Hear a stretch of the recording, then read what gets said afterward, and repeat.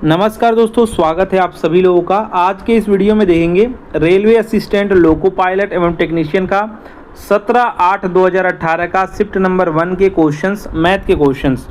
दोस्तों आपको बता दें, एलपी टेक्नीशियन में मिक्स क्वेश्चंस आते हैं, मैथ के क्वेश्चंस अलग से नहीं आते हैं, हम उसको लिख करके अलग लेके आते हैं। और दोस्तों आपको बता दें, यहाँ पर दोस्तों जो है बहुत सारे दिनों के हम यहाँ पर पेपर करा चुके हैं, ठीक है। अब 17 तारीख के तीनों शिफ्ट का आप देखेंगे, तो सबसे पहले आप पहले शिफ्ट का देखेंगे।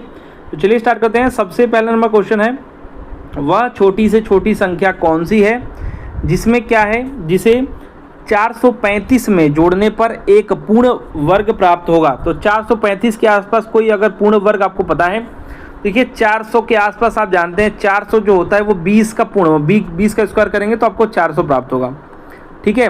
अब यहाँ पर क्या प्राप्त कर सकते हैं आप देखिए।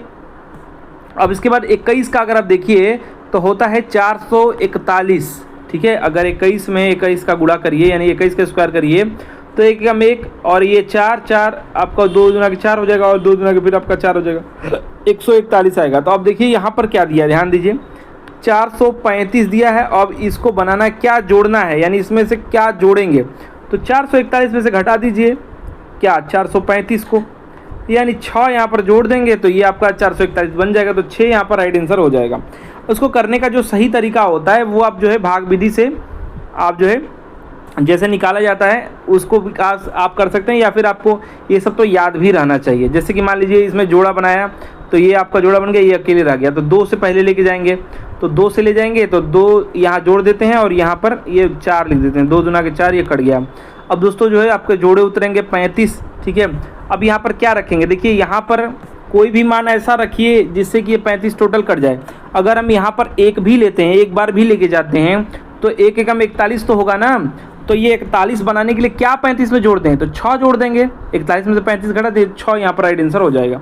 जैसे आपको समझ में आया वैसे करिए। वैसे ही आपको याद होना चाहिए कि 20 का कितना स्क्वायर होता है, 21 का कितना होता है, ठीक है। लगभग याद रहेगा तो आप पहुँच जाएंगे आंसर तक। नेक्स्ट देखिए, 4 संख्याएँ A, B, C और D इस प्रकार हैं कि उनका औसत 16 है। औसत 16 है, 4 का तो 16 चौके 64 उनका टोटल जोड़ हो जाएगा, ठीक है। A और B का औसत यहाँ पर 9.5 यानी 9.5 है, तो A और B दोनों मिला क्या, 9 दूने का 18 हो जाएगा। C और D का औसत क्या होगा, आप ध्यान दीजिए। अभी बताया है कि औसत बराबर क्या होता है, औसत बराबर फॉर्मूला होता है औसत बराबर सबका योग, मतलब A + B + C, ऐसे मैं लिख दे रहा हूँ, A + B + C + D, सबका योग और नीचे कितनी संख्या है वो होता है। तो औसत बराबर जब दे रखा है कि 16 है, तो जब पूरा A + B + C + D जब हम निकालेंगे तो ये 4 उधर पक्षांतर हो जाएगा, तो 16 चौक क्या हो जाएगा, 64। 64 जो हो जाएगा वो क्या हो जाएगा, ये हो जाएगा A + B + C + D।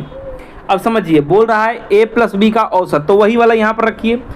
यहाँ पर क्या करेंगे, यहाँ पर हमको 64 चारों को जोड़ देंगे तो मिलेगा A + B का आपका क्या है, यहाँ पर क्या होता है औसत बराबर वही आपका A + B यहाँ पर ऊपर होगा और नीचे 2 से भाग होगा। तो A + B वाले का 9.5 है, तो 9.5 यानी 9 दूने का 18 को 19 हो जाएगा। अब C और D का औसत क्या होगा, तो जो टोटल है A + B वो 19 है, और A + B + C + D ये इतना है। तो औसत निकालने के लिए इसमें से ये A + B वाला घटा देंगे तो CD निकल जाएगा, और CD बटा के 2 रख देंगे तो वो हमारा औसत हो जाएगा, क्योंकि 2 संख्याओं का होता है, जितनी संख्या रहेंगे उसको नीचे डाल देते हैं।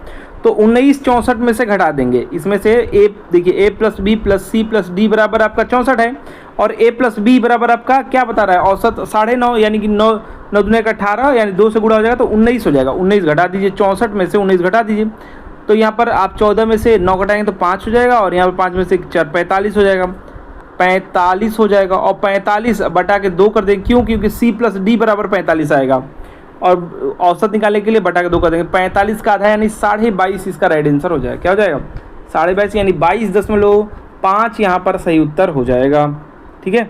B बहुत आसान है, यहाँ पर बस सीधे करना था। A + B + C + D जो दिया ना 64, अरे 16, तो अब जान गए कि 64 टोटल होगा। और A + B यहाँ पर बताया 9.5 यानी 9 दूने का 18 और 1 19 पता चल गया। C + D क्या होगा, डायरेक्ट ऐसे घटा करके, ठीक है, 45 होगा।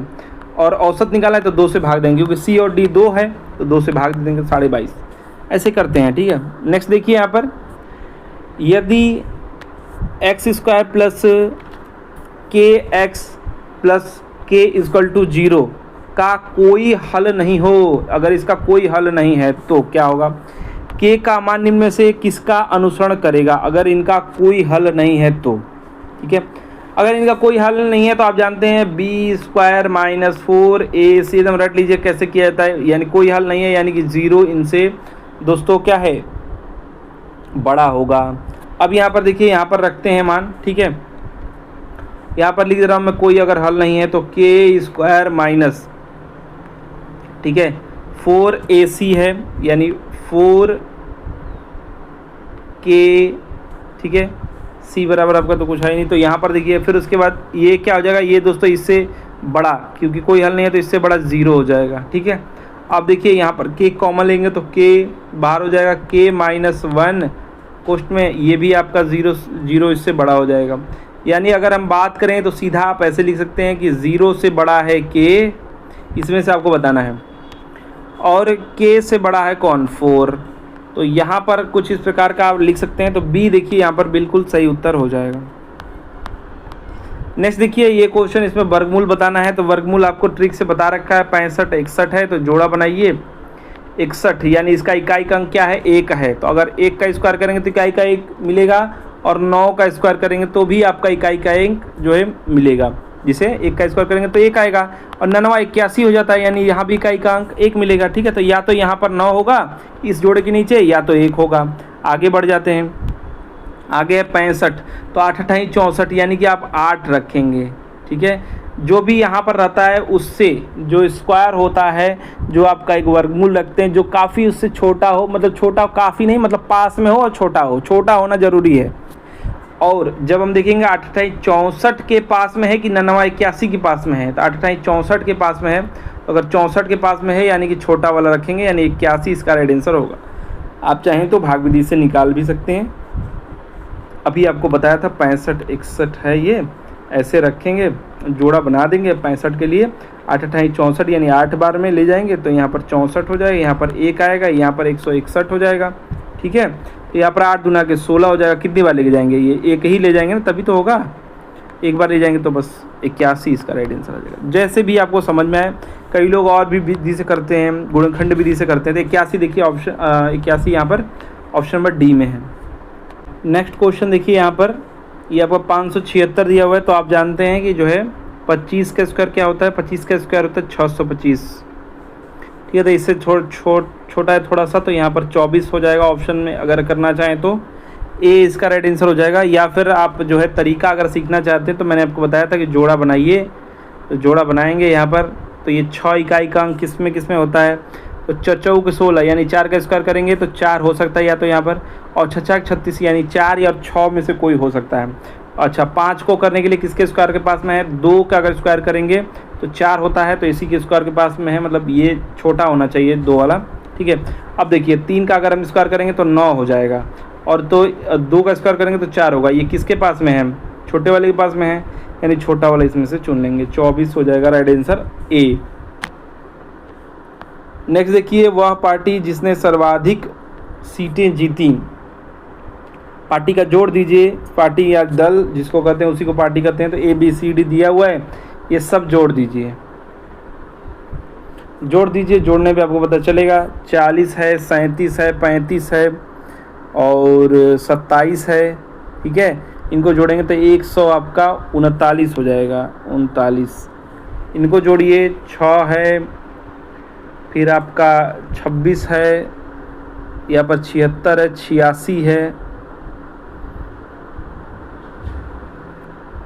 इसको देखिए ऐसे जोड़ सकते हैं, बहुत आसान है, जैसे कि ऐसे जोड़ेंगे 40 है, और इसमें से आप जो है 3 फिर दे दीजिए, तो 40 40 आपका 80 हो जाएगा, ठीक है।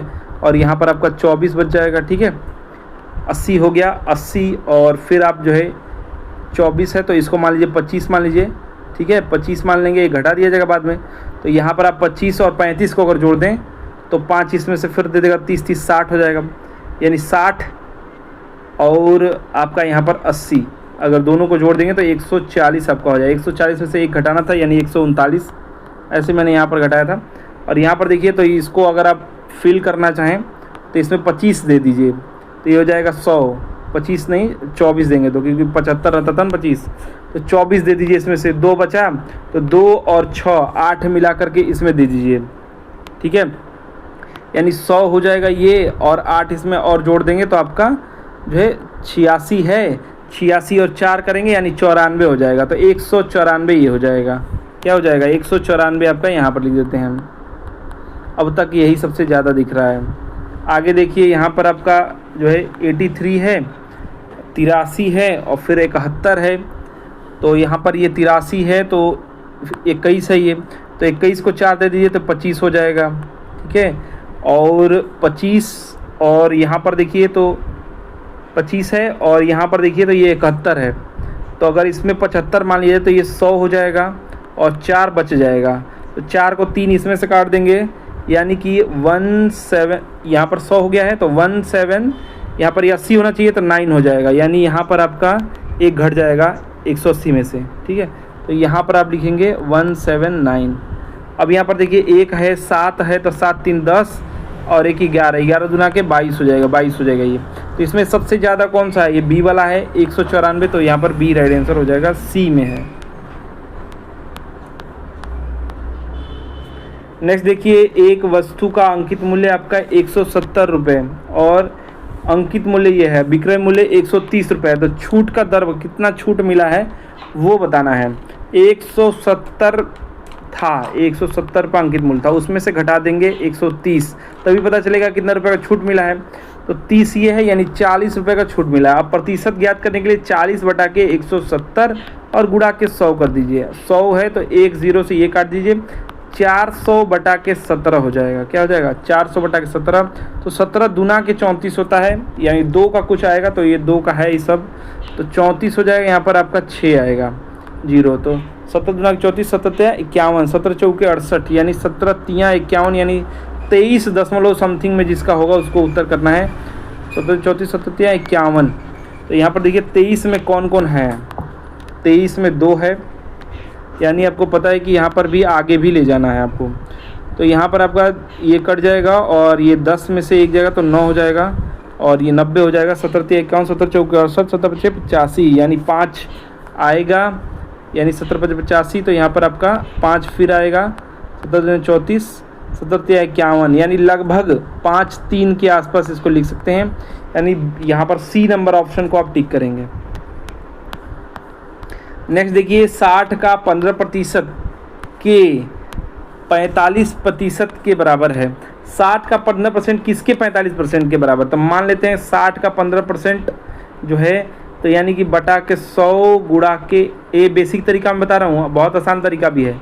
15%, ठीक है, किसके बराबर है? मान लेते हैं कि यक्स है और उसके क्या है, यक्स के जो है 45% के बराबर, 45 बटा के 100 लिख दे रहा हूँ मैं, ठीक है। ये बेसिक तरीका है, तो इसको आप जो है ऐसे काट दीजिए, तो डायरेक्ट 6 बटा के 10 आ रहा है। इसको और भी काट सकते हैं, 5 से काटेंगे तो 5 दूना के 10 हो जाएगा और 5 3 15 हो जाएगा। तो ये आपका कट गया। उसके बाद देखिए, आप चाहें तो इसको उधर पलट के भी कर सकते थे, जैसे कि बहुत आसान हो जाएगा। जैसे आप इसको उधर लेके आएंगे, इसको टोटल को, तो देखिए ये आपका ये इधर गुणा में हो जाएगा, ऊपर 100 हो जाएगा और नीचे 45 हो जाएगा। अब काटना और आसान था, उधर लेके आए तो 100 से 100 कट जाएगा, 15 3 45 होता है, यानी 3 हो जाएगा और 3 को काटेंगे, 3 से काटेंगे 60 को तो 20 तरीके आपका 60 होता है। यानी यहाँ पर टोटल आपका डायरेक्ट निकल गया कि जो है यहाँ पर किसका 45% उसके 60 के 15% के बराबर होगा, तो 20 का, यक्स बराबर 20 हो जाएगा यहाँ पर, ठीक है। तो यहाँ पर आपका राइट आंसर क्या हो जाएगा? सी। नेक्स्ट क्वेश्चन देखिए, यदि जेम्स और राधा के बीच यहाँ पर 87 रुपये को एक संबंधित 2 के अनुपात में विभाजित किया गया है, तो राधा को कितने रुपए मिलेंगे? ठीक है, तो राधा को कितने रुपए मिलेंगे ये पूछा जा रहा है। यानी अगर हम x मान लें, 1x और 2x, यानी 3x की वैल्यू है 87, तो बटा के 3x लिख लीजिए या 3 लिख लीजिए, और x बराबर, अब काटेंगे तो x बराबर आ जाएगा, या फिर कहा जाएगी 1 अनुपात की वैल्यू आ जाएगी, ठीक है। तो पूछा किसका? राधा का, यानी 2 से उसका गुणा कर लेंगे। तो ये काटेंगे तो आपका 3 दूना के 6, फिर 2 आएगा, 3 9 27, यानी 9 29 आएगा। 1 अनुपात की वैल्यू आएगी 29। और पूछा क्या है? राधा का, यानी 2 अनुपात की वैल्यू पूछा है। जेम्स का 1 अनुपात है और राधा का 2 अनुपात है। ठीक है। तो 29 गुणा के 2 यानी 9 दूना के आपका 18 और 2 दूना के आपका 4 और 5 58 राइट आंसर होगा ऑप्शन नंबर डी। उस है ये त्रिभुज का क्षेत्रफल ज्ञात करें जिसके शीर्ष दिए हुए हैं। इसको कैसे करते हैं, कुछ क्वेश्चंस जो होते हैं वो आपके समझने वाले होते हैं, इसको समझिएगा कैसे इसको निकालेंगे, ठीक है। इसका एक फॉर्मूला होता है, उस पर आप चलेंगे तो हो जाएगा। देखिए यहाँ पर शीर्ष दिया है 2 और 4, 2 और 4 मतलब देखिए अगर आप ग्राफ वाला देखे हैं तो आप जानते हैं कि यहाँ पर ये एक्स एक्सेस होता है, ये वाई एक्सेस होता है। अगर ये इधर चल रहा है कोई वैल्यू तो इसको क्या कहेंगे, इसको प्लस का कहेंगे, ठीक है। और इधर अगर चल रहा है वैल्यू तो उसको माइनस कहेंगे, मतलब ये प्लस का ही एक्स होगा, इधर कोई चल रहा होगा तो, और इधर माइनस का ही एक्स होगा, ये भी एक्स एक्सेस ही है। वैसे ही ऊपर अगर कोई चल रहा होगा तो प्लस का चल रहा होगा वाई एक्सिस पे, और नीचे कोई चल रहा होगा तो वाई एक्सिस पे माइनस चल रहा होगा। तो अभी यह त्रिभुज का अगर आप देखिए शीर्ष दिया है 2 और 4, यानी हम x1 इसको मानेंगे और इसको y1 मानेंगे। अगर -3 और -1 की बात करें तो यहाँ पर x2 इसको मानेंगे और y2 इसको मानेंगे, ठीक है। लिख दे रहा हूँ जिससे कि आपको समझ में आए। और अगर यहाँ पर 5 और 3 को बात किया जाए तो यहाँ पर x3 इसको मानेंगे और इसको y3 मानेंगे। एक फॉर्मूला होता है उसे ध्यान दीजिएगा, त्रिभुज का क्षेत्रफल बराबर होता है 1/2। इस फार्मूला को चाहे तो आप लिख सकते हैं x1। अब देखिए कोष्ठ में क्या होगा y2, ध्यान दीजिए, याद करना बहुत आसान है। अगर हम x1 लेते हैं तो कोष्ठ में क्या करेंगे y2 माइनस y3। बहुत ही आसान है इस फॉर्मूला को याद करना, इसलिए मैं बता रहा हूँ। अगर आप x1 लेते हैं तो 2 और 3 को घटाना है y वाले को, फिर देखिए प्लस का क्या करेंगे x2 लेंगे। अब क्या करेंगे, देखिए हम क्या किए थे 2 से 3 लिए थे, तो अब 3 से y3 को घटाएंगे, किसमें से y3 में से घटाएंगे y1 को।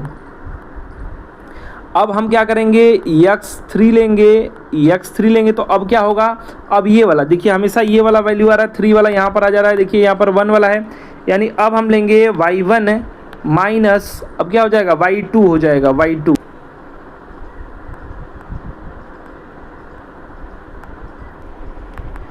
एक बटा के 2 हो जाएगा, ध्यान देंगे। अब कोष्ठ में x1 यानी कि 2 रखेंगे तो फिर क्या होगा, कोष्ठ में y2 यानी -1 और y3 यानी कि -y3 यानी 3। अब ये दोनों मिला के आपका माइनस का क्या हो जाएगा 4 हो जाएगा, ठीक है। अब अगला कोष्ठक में देखिए प्लस आपका x2 यानी x का दूसरा यानी -3। तो यहाँ पर प्लस रखना है लेकिन -3 है तो वहाँ पर आपका -3 हो जाएगा, ठीक है। अब यहाँ पर देखिए गुणा, अब ये देखिए y3 यानी 3 माइनस y1 यानी कि 4 -4, इसको कोष्ठ में बंद कर दीजिए। अब नीचे देखिए अब क्या आपका x3 यानी 5 + 5 कोष्ठ में रखिए, क्या है y1 माइनस y2, y1 क्या है 4 माइनस y2 यानी माइनस है तो माइनस का फिर 1 रखेंगे तो प्लस का हो जाएगा, ठीक है। तो आप चाहें तो प्लस कर सकते हैं या फिर ऐसे भी लिख सकते हैं कि +5 इसको लिख सकते हैं। अब देखिए यहाँ पर कुछ चीज़ें मैं ऐसे ही सॉल्व करूँगा, उसको ध्यान दीजिएगा। ये क्या हो जाएगा 1 बटा के 2, ये आपका कोष्ठ में ये देखिए 2 है ये, और ये माइनस का 4 हो जाएगा, -1 और -3 यानी कि आपका माइनस का 8 हो जाएगा। क्या हो जाएगा माइनस का 8 2 से गुणा होके, ठीक है। अब देखिए 3 है, ये है आपका माइनस का क्या है 4 है और 3 है प्लस का, तो ये दोनों मिलकर के क्या हो जाएंगे आपके 1 हो जाएंगे, 1 वो भी माइनस का क्योंकि 4 बड़ा है, यानी -1 का जब -3 में गुणा करेंगे तो आपका प्लस का 3 हो जाएगा, ठीक है। प्लस आगे बढ़ेंगे 5 है, 5 का देखिए यहाँ पर देखिए माइनस का 1 था और यहाँ पर माइनस करना भी है तो प्लस हो जाएगा, ये प्लस हो जाएगा तो आपका 5 हो जाएगा। 5 का जब 5 में गुणा करेंगे तो क्या हो जाएगा 25 हो जाएगा। अब बहुत ही आसान है इसको सॉल्व करना। अगर आप देखिए तो यहाँ पर ये 25 है, 25 में से आप 8 डायरेक्ट घटा दीजिए या फिर आगे चल के घटाइए, जिससे कि 8 घटा दिया डायरेक्ट तो 5 वहाँ से घट जाएगा, 3 और घटा देंगे तो आपका 17 हो जाएगा, 17 और 3 20 हो जाएगा, 20 और बाहर आपका 1 बटा के 2 है तो काट दीजिए, 10 इकाई इसका राइट आंसर होगा, 10 वर्ग इकाई। राइट आंसर इसका ऑप्शन नंबर डी हो जाएगा। ये फॉर्मूला है, इसको आप जो है अच्छे से यहाँ तक जो है याद रखेंगे, ठीक है।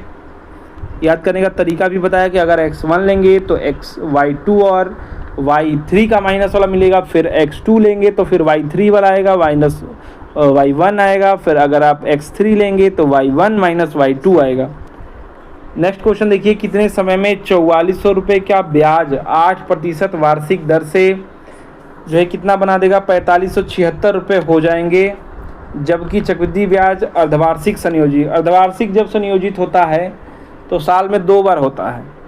तो ऐसे क्वेश्चंस को क्या करते हैं, अर्धवार्षिक यानी 2 साल का निकाल लेते हैं, लेकिन प्रतिशत जो होता है इसको आधा कर दिया जाता है, यानी जो भी प्रतिशत चल रहा है उसको आधा करना पड़ता है, ठीक है। तो यहाँ पर ये बोला जाए इतना रुपए हो जाएगा, कब हो जाएगा, तो देखिए आधा करेंगे हम प्रतिशत, यानी 4% कर देंगे। और अब हम यहाँ पर देखते हैं कि जो है 4400 रुपये कब 4576 रुपये हो जाता है। और 1 साल का क्या कर देंगे, 2 साल कर देंगे, क्योंकि अर्धवार्षिक हो रहा है। तो पहले साल अगर फॉर्मूला बेस पे आप नहीं चलते हैं तो पहले साल क्या होगा, 4% ऑफ किसका हो जाएगा, 4400 रुपये। तो 4400 का 4% यानी 44 गुणा के 4 अगर करिए तो 4 के 16 1 हो जाएगा, और 4 के आपका 16 1 17, 176 रुपया। और तो देखिए अगर आप देखें तो आप 4400 में 176 रुपये ही बढ़ा हुआ है। 4500 अगर 4576 अगर आप घटा दीजिए तो यहाँ पर आपको 176 ही मिल रहा है, वही 176 यहाँ पर बढ़ा हुआ है। तो अगर बात किए तो 6 माह ही राइट आंसर होगा। पहले शुरुआत जो है 6 माह में ही इतना चक्रवृद्धि ब्याज दे देगा। तो राइट आंसर इसका ऑप्शन नंबर ए ही हो जाएगा, बिना फार्मूला के भी आप कर सकते हैं इसको। नेक्स्ट देखिए, यक्स जो है 94 प्रश्न का उत्तर देता है और उसे 141 अंक मिलते हैं। 141 अंक इसको मिलते हैं यदि प्रत्येक सही प्रश्न के लिए 4 अंक दिए जाते हैं और प्रत्येक गलत उत्तर के लिए 1 अंक काटा जाता है, तो x द्वारा जो है गलत किए गए उत्तरों की संख्या। देखिए ऐसे क्वेश्चंस को करने के लिए मैं जैसे बोलूँगा रेशियो वाला ही आप जो है कर सकते हैं बहुत आसानी से। जैसे कि मान लीजिए कि 94 प्रश्न पे इसको पूरा ही 94 ये सही किया था, ठीक है। तो 94 अगर सही करता, 94 अगर प्रश्न सही करता तो कितना होना चाहिए, 94 गुणा के 4 होना चाहिए, यानी इसको मिलना कितना अंक चाहिए, 4 के 16 और 1 हाथ से हो जाएगा 4 नवा आपका हो जाएगा 36 और 1 37, यानी 376 इसको अंक मिलने चाहिए थे, ठीक है। और एक तरफ से मानते हैं कि ये 94 क्वेश्चंस गलत कर दिया, 94 गलत कर दिया, तो 94 में 1 का जब गुणा करेंगे तो 94 यानी माइनस के 94 इसको मिलना चाहिए। मान लेते हैं कि टोटल ये गलत ही कर दिया और मान लीजिए यहाँ पे टोटल ये सही कर दिया, ठीक है। तो अब मिला असली में कितना, इसको 141 मिला। अब यहीं का डिफरेंस जो है इधर का इधर, आप इधर का इधर लिख करके उसका आप अनुपात निकालेंगे कितना क्वेश्चन ये सही किया। देखिए इसको इसमें से घटाएंगे तो 6 में से 1 जाएगा तो आपका 5 हो जाएगा, 7 में से 4 जाएगा तो 3 हो जाएगा, और 3 में से आपका 1 जाएगा तो 2 हो जाएगा। 235 आपका यहाँ घट के आएगा। अब देखिए यहाँ पर 94 छोटा है तो यही इसमें से घट जाएगा, माइनस का 94 तो 94 तो रहेगा ही, प्लस जो है 141, तो 141 में 94 प्लस करना है तो आ जाएगा 1 आपका यहाँ पर है, और 1 1 आपका हो जाएगा, क्या हो जाएगा यहाँ पर 4 1 5 हो जाएगा, और 9 और 4 आपका हो जाएगा 9 4 आपका 13, और 1 1 आपका हो जाएगा ये 2 हो जाएगा, 235 और 235, यानी इनका अनुपात बराबर है 1 और 1 का। यानी 94 क्वेश्चन में से इसने आधा जो है सही किया और आधा गलत किया, यानी 94 का आधा 90, 45 जो है 90 का आधा होता है, और जो है 2 और, क्योंकि इसका आधा करेंगे 94 का आधा अगर भाग दे दीजिए तो यहाँ पर हो जाएगा क्या हो जाएगा 47 हो जाएगा। तो 47 क्वेश्चन इसने सही किए और 47 क्वेश्चन इसने गलत किए। तो पूछा जा रहा है गलत उत्तरों की संख्या, तो 47 हो जाएगा। चेक करना चाहें तो चेक भी कर सकते हैं। मान लीजिए 47 इसने सही किया, 47 इसने गलत किया, तो देख लेते हैं 141 अंक इसको मिलता है कि नहीं। तो सही किया, मान लीजिए सही वाला गिनते हैं तो 7 को 28 8 हो जाएगा, 2 हो जाएगा, 4 के 16 और 2 आपका हो जाएगा 18, यानी इसको मिला 188 अंक। अब यहाँ पर 47 क्वेश्चन इसने गलत किया, तो यहाँ पर एक माइनस से 1 मिलेगा, गुणा करेंगे तो 47 माइनस के इसको मिलेगा। ठीक है, अब इसको घटा करके देखते हैं, तो 8 में से 7 जाएगा तो 1 हो जाएगा, 8 में से 4 जाएगा तो 4 हो जाएगा, 141 आ जा रहा है। यानी बिल्कुल हमारा तरीका सही है, और ये तो चेक करने की भी ज़रूरत नहीं है, जल्दी से करके आंसर दीजिए। नेक्स्ट देखिए, यहाँ पर जो है 13 नंबर क्वेश्चन आ चुका है, और ये आपका ट्रिग्नोमेट्री का क्वेश्चन है। ध्यान दीजिएगा, ऐसे क्वेश्चन पे बहुत ही गलती होने की संभावना होती है, तो ध्यान से देखेंगे कैसे ये हो रहा है। तो देखिए 37 की वैल्यू जानते हैं कि जो है 1 के आपका 2 हो जाता है, यानी यहाँ पर आपका 1 के 2 हो जाएगा। ध्यान से देखिए कैसे कैसे हो रहा है। नीचे देखिए आपका 1 प्लस cos 30 है, cos 30 की वैल्यू है √3/2, तो इसको 1 प्लस √3/2 लिख सकते हैं। प्लस अब देखिए वहाँ भी आपकी वही है 1 प्लस √3/2, क्योंकि यहाँ पर 1 प्लस cos 30 है, तो cos 30 का वैल्यू लिख रहे हैं, और 1/2 यहाँ पर लिखेंगे। अभी अगर आप इसको सॉल्व करिए तो यहाँ पर आप एलसीएम लेंगे, 2 हो जाएगा, यहाँ पर आपका 2 हो जाएगा, यहाँ प्लस √3 हो जाएगा। ठीक है, यहाँ भी आपकी वही हाल होगी, ऊपर वाला भी, तो ऊपर आप डायरेक्ट जो है यहाँ पर मैं लिख रहा हूँ ऊपर की वैल्यू। ठीक है, यही सेम ही आएगा। ठीक है, तो अगर आप इसको अच्छे से लिखें, तो अच्छे से लिखेंगे तो आपका जो है ये अगर ऊपर से लिखे जाते हैं तो इसके देखिए ये यहीं रह जाएगा और नीचे वाला ऊपर चला जाएगा। तो 1/2 लिखेंगे, गुणा के देखिए क्या लिखेंगे, ऊपर आपका क्या चला जाएगा 2, और नीचे क्या हो जाएगा 2 प्लस √3, 2 प्लस √3 बटा के जो है 2 था वो ऊपर चला गया। ठीक है, प्लस अब आपका देखिए प्लस ये हो गया। अब देखिए ये जो 1/2 है ये भी आपका ऊपर जाएगा, तो ऊपर तो आपकी वैल्यू वैसे ही है ही, ये आपका 2 हो जाएगा ना, 2 ये वाला सेम वाला। ठीक है, एलसीएम से लेंगे तो ठीक है, तो यहाँ पर मैं लिख दे रहा हूँ, यहाँ पर मैं लिखूँगा अभी 2 प्लस √3/2 था। ठीक है, और ये ऊपर वाला आपका जाएगा तो आपका 2/1 ये होगा ही, तो 2 से 2 ये कट जाएगा। ध्यान दीजिए ये 2 से 2 कट जाएगा, यानी इसको आप चाहें तो लिख सकते हैं, क्या लिखेंगे 1/2 प्लस √3 प्लस 2 प्लस √3/1। अगर आप इनको प्लस करें तो इनको प्लस नहीं, यहाँ पर अगर आप चाहें तो रेशनलाइजेशन कर सकते हैं, जैसे क्योंकि जो है रेशनलाइजेशन मतलब दोस्तों जो है क्या करेंगे कि इसी की माइनस वाली जो वैल्यू है नीचे जो आपकी दे रखी है फॉर्मूला बनाने के लिए या फिर काट पीट करने के लिए ऐसा करते हैं, ऊपर नीचे दोनों में गुणा कर देंगे तो कोई वैल्यू जो है अलग नहीं आती। जैसे मैं यहाँ पर बोल रहा हूँ कि 1/2 प्लस √3 है, इसमें अगर हम गुणा कर दें 2 माइनस √3 और नीचे भी 2 माइनस √3 का, तो कोई वैल्यू बढ़ेगा घटेगा नहीं। ठीक है, ये नीचे जो हर में है इसी का, और प्लस आपका 2 प्लस √3 है ही सॉरी। तो अब देखिए इससे क्या होगा, इससे जो आपके वैल्यू है, जैसे कि अगर हम बात करें तो ये फॉर्मूला बना देगा a² माइनस b² का। ठीक है, एक कोष्ट में a प्लस बी, एक कोष्ट में a माइनस बी, यानी 2 का स्क्वायर नीचे क्या हो जाएगा 2 का स्क्वायर हो जाएगा, क्या हो जाएगा नीचे, यानी 2 का स्क्वायर यानी 4 हो जाएगा, माइनस √3 का स्क्वायर करेंगे तो 3 हो जाएगा, तो 4 माइनस 3 हो जाएगा ऊपर और नीचे। और ऊपर देखिए अगर आप 1 में इसका गुणा करेंगे तो सेम वही वैल्यू मिलेगी, यानी 2 माइनस √3 ही मिलेगी। ठीक है, अगर यहाँ पर करें 4 में से 3 घट जाएगा, नहीं 1 हो जाएगा, ख़त्म हो जाएगा। और देखिए तो यहाँ पर प्लस क्या था 2 प्लस √3 था, और ये माइनस का हो जाएगा 2 माइनस √3। तो अगर हम बात करें इसमें से तो √3 माइनस का और √3 प्लस का, ये भी घट जाएगा और नीचे सिर्फ 1 रह जाएगा। यानी यहाँ पर देखिए 2 और प्लस 2, यानी यहाँ पर 4 सिर्फ राइट आंसर आएगा। क्या आएगा 4 यहाँ पर राइट आंसर आएगा 4। अगर आप देखिए 4 इसका राइट आंसर आएगा, कुछ यहाँ पर नहीं है, बस जैसे भिन्न का जोड़ घटाव करते हैं बस मान रख के उसको करते जाना है।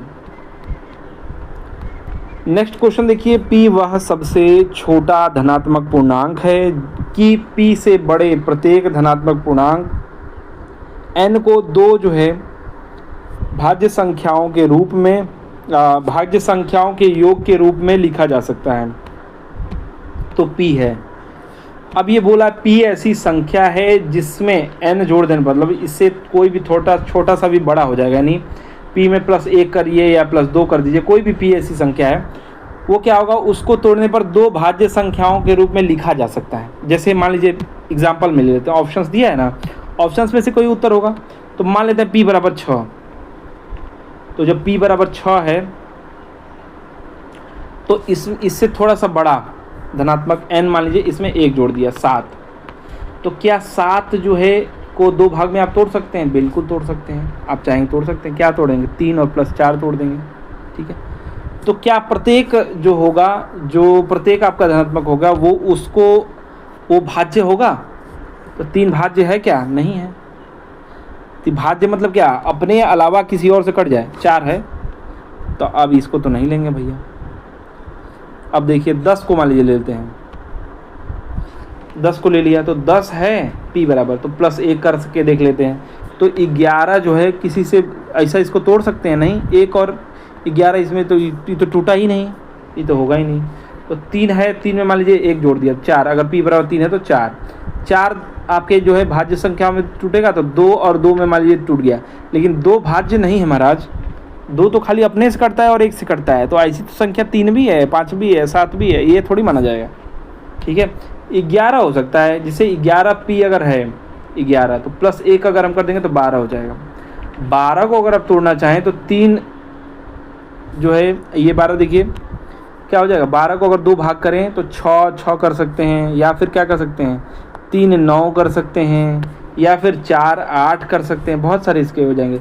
4 8 करेंगे तो ये भी 2 से कट जाएगा, ये तो 2 से भी कटेगा, 4 से भी कटेगा 8। इसको आप 2 से काट सकते हैं, 3 से काट सकते हैं, 2 से काट सकते हैं, 3 से काट सकते हैं, मतलब 12 हो सकता है। मैंने 12 मैंने p बराबर 11 हो सकता है। ए इसका सही उत्तर हो जाएगा। नेक्स्ट देखिए, एक पाइप एक टंकी को जो है कितने देर में? 2 घंटे में भर सकती है।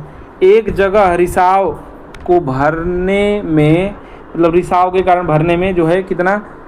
2/3 समय जो है लग जाता है। टंकी के पानी को रिसाव कितने समय में खोलता है? मतलब समझिएगा, रिसाव के कारण जो है समय बढ़ जा रहा है। 2 घंटे लग सकता था, 2/3 लग रहा है समय। अब क्या कर रहा है? अब मान लीजिए टंकी को भरे नहीं, मतलब इससे भरने वाला कार्यक्रम बंद कर देते हैं। रिसाव से ही क्या करेंगे? अब हम जो है टंकी को खाली करेंगे। देखिए खोलता है, कितने समय में खाली कर देगा या कितने समय में रिसाव समय खोल देगा? खोलता है, खाली करता है, कुछ भी ऐसे ही इसको समझिएगा, वही बोल रहा है, ठीक है। तो अगर हम मान लेते हैं 2 घंटे में भर सकता है भरने वाला, मान लीजिए, तो यहाँ पर मैं 2 लिख दे रहा हूँ, ठीक है। मान लीजिए ABCD है, तो A मान लीजिए भरने वाला है, ठीक है। तो 2 के स्पीड से भर रहा था। लेकिन अगर हम बात कर लें कि जो है A में से एक रिसाव हो रहा है -R, इसके वजह से क्या हो रहा है? 2 सही क्या हो रहा है? 2/3, तो इसको 3 गुना 6 2 8/3 लिख सकते हैं। क्या लिखेंगे? 8/3 लिख सकते हैं। तो जो भी एलसीएम लेते हैं, ऊपर वाले का एलसीएम लेते हैं, यानी इनका एलसीएम यानी टंकी की क्षमता में 8 मान लेंगे। 8 और 2 का एलसीएम लिए हैं, ठीक है। तो अगर यहाँ पर बात करें तो A की स्पीड यहाँ पर क्या हो जाएगी? A की स्पीड यहाँ पर 4 की स्पीड हो जाएगी। 4 दूना के 8 होता है, स्पीड हम बता रहे हैं, ठीक है। तो 2 घंटे में भर देगा। और A माइनस R, मतलब A और R दोनों साथ में है, माइनस भी कर रहा है, वो एक साथ रिसाव भी हो रहा है। तो क्या होगा? अब इसको अगर आप भाग दें तो आपको पता चलेगा कि जो है, आप इसका अगर इसमें भाग दें तो आपका यहाँ पर 8 बटा क्या हो जाएगा? 3, यानी 3 ऊपर चला जाएगा, यानी 3 की स्पीड से क्या कर रहेगा? ये 8 से 8 कर जाएगा, यानी 3 के स्पीड से इसकी क्षमता हो जाएगी। क्या हो जाएगी? 3 के स्पीड से रिसाव के साथ। रिसाव के अलावा मैंने अकेले जब कर रहा है तो 4 की स्पीड है, रिसाव इसमें 1 माइनस कर दे रहा है, 3 हो जा रहा है। यानी आपको पता चल चुका है कि रिसाव का जो क्षमता हो जाएगा वो क्या हो जाएगा?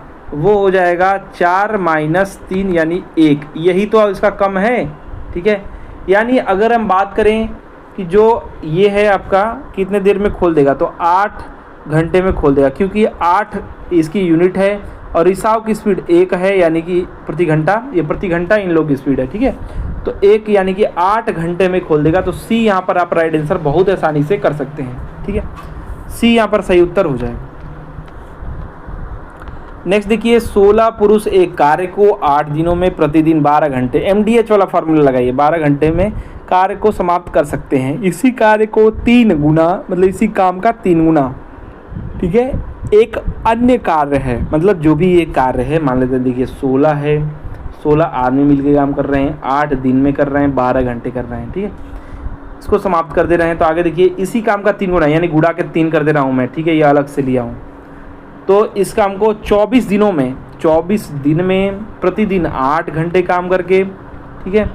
और कितने पुरुष यानी M2 आपका यहाँ पर पता चल जाए कितने पुरुष कर पाएंगे। तो 24 है तो 8 तेरी के 24 आता, 12 दूना के 24 2 हो जाएगा और 8 एकम 8 ये 8 दोनों कट जाएगा। अब बचा आपका ये 2 से काटिए 16 यानी 8 तेरी के 24 पुरुष यहाँ पर M2 बराबर हो जाएगा 8 तेरी के 24। राइट आंसर यहाँ पर 24 पुरुष हो जाएंगे यानी डी राइट आंसर हो जाएगा, ठीक है। चलिए नेक्स्ट देखिए, यहाँ पर निम्न हल करें। यहाँ पर देखिए हल करना है तो सबसे पहले क्या करते हैं, कोष्टक, छोटा कोष्टक करते हैं, फिर मझला कोष्टक, बड़ा कोष्टक। छोटा कोष्टक में आइए, छोटा कोष्टक में सबसे पहले भाग करेंगे। तो देखिए ध्यान से देखिए, 2 का भाग 4 -4 में करेंगे तो माइनस का 2 मिलेगा, माइनस का 2 मिला, ठीक है। माइनस का 2 और गुणा के 2 यानी कि क्या हो जाएगा आपका 4 हो जाएगा, वो भी माइनस का हो जाएगा। 15 में से -4 हो जाएगा यानी कि आपका 11 हो जाएगा प्लस का। इतना में से हमको प्लस का 11 मिला, लेकिन बाहर माइनस होने के कारण ये माइनस का 11 हो जाएगा। और 14 में से जब -11 हो जाएगा तो हमको मिलेगा 3, वो भी प्लस का, लेकिन बाहर माइनस होने के कारण ये भी माइनस का 3 मिलेगा यहाँ तक। और -3 जब 18 में से होगा तो 15 मिलेगा प्लस का, लेकिन बाहर माइनस होने के कारण माइनस हो जाएगा। यानी 36 में से 15 घटा करके आंसर कर देना है। तो 6 में से 5 जाएगा तो 1 हो जाएगा, 3 में से 1 जाएगा तो 2 हो जाएगा। तो 21 इसका राइट आंसर होगा। 17 नंबर क्वेश्चन का 21 राइट आंसर होगा सी। नेक्स्ट क्वेश्चन देखिए, 2 पाइप ए और बी किसी खाली टंकी को क्रमशः 18 घंटे और 27 घंटे में भर सकते हैं। पाइप सी पूरी भरी टंकी को 45 घंटे में खाली कर सकता है या कर देता है जब कोई अन्य पाइप नहीं चल रहा हो। मतलब ये सब जब चुपचाप रहते हैं तो ये अपना खाली कर देता है। शुरुआत हो गया है, ठीक है। शुरुआत में जब टंकी खाली थी, पाइप ए और सी को चालू किया गया। कुछ घंटों बाद पाइप ए को बंद कर दिया गया और पाइप बी को चालू किया गया। इस प्रकार टंकी भरने में कुल 55 घंटे लगे। पाइप बी को कितने घंटे चलाया गया, ये पूछा जा रहा है। ये क्वेश्चन जो है मज़ेदार क्वेश्चन है और इसमें आपको समझना है कि कैसे आप जो है आंसर तक पहुँचेंगे। क्योंकि यहाँ पर अगर आप बात करें ए और बी और सी के अलावा आपको घंटे तो किसी का भी नहीं बताया है कि कितने घंटे में खोल रहे हैं किसको और किसको बंद कर दे रहे हैं, और टोटल बता दिया है 55 घंटे चलाना है। तो आ जाइए, बस आप जो है स्पीड से समझेंगे कि क्या इसका आंसर होना चाहिए। जैसे ए और बी बता रहा है कि यह ए की स्पीड जो है वो है आपका 18 घंटे में भर दे रहा है, ये 27 घंटे में भर दे रहा है। और पाइप सी है जो कि माइनस करेगा, वो 45 घंटे में खाली कर दे रहा है। तो इसमें से अगर एलसीएम लीजिए तो अगर आप तोड़ेंगे तो आपको जो है एलसीएम पता चल जाएगा। तो 270 इसका एलसीएम हो जाएगा, 270 इसका एलसीएम हो जाएगा। तो 15 बार में 18 जाएगा, मतलब 15 जो है स्पीड हो जाएगा। लीटर है तो लीटर में, और जैसे भार जैसा रहे जो भी चीज़ उसमें यूनिट है, टंकी है तो लीटर ही है, 15 लीटर प्रति घंटा। और 27 से करेंगे तो 10 लीटर प्रति घंटा, और 45 से करेंगे तो ये 6 लीटर प्रति घंटा ये माइनस करेगा, ठीक है, याद रखिएगा। अब समझिएगा बोल क्या रहा है। टोटल 270 है, ठीक है।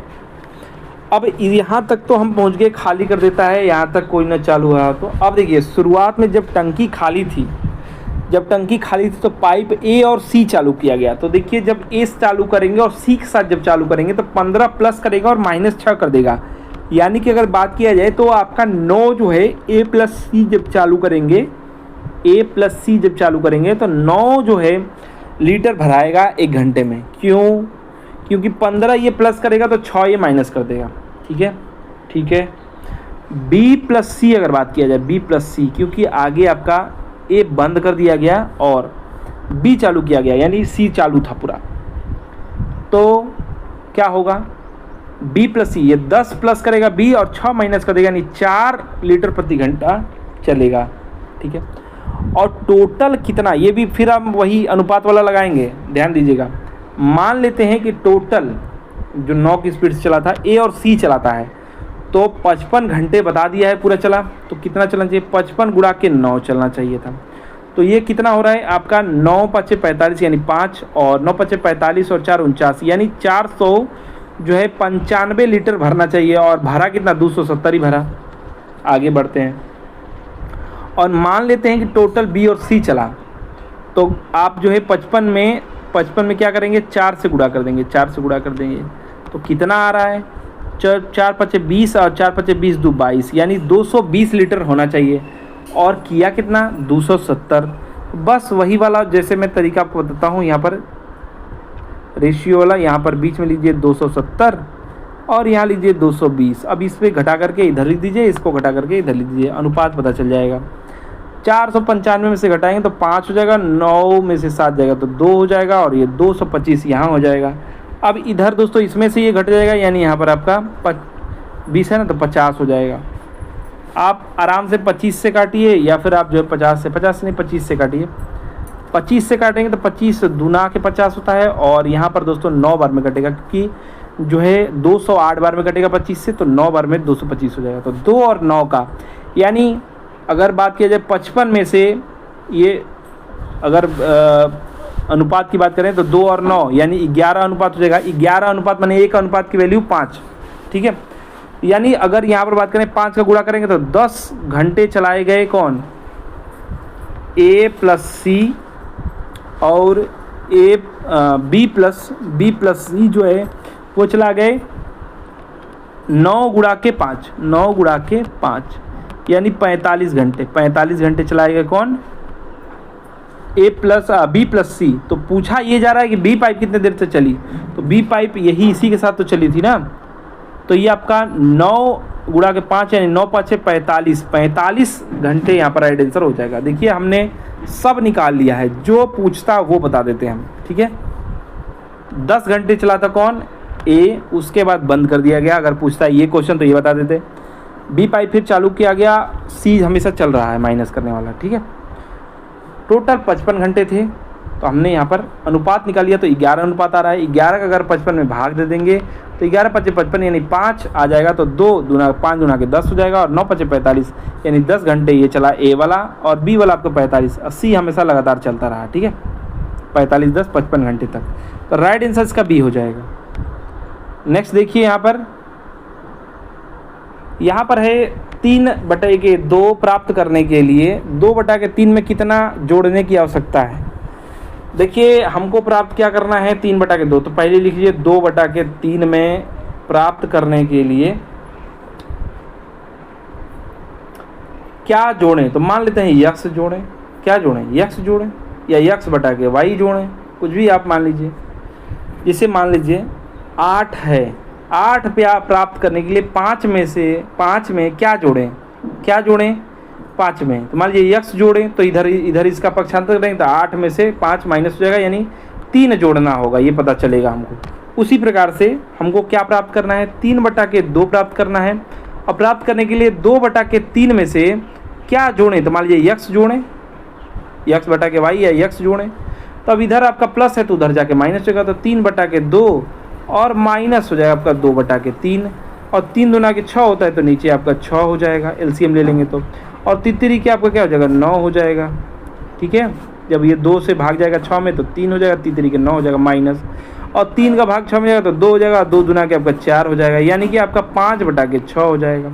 एक्स की वैल्यू क्या हो जाएगी 5/6, या एक्स वाई की वैल्यू हो जाएगी 5/6, 5/6 इसका राइट आंसर हो जाएगा बी। यदि ए बी सी डी एक चक्रीय चतुर्भुज है तो cos square A plus cos square B plus cos square C plus cos square D का मान क्या होगा।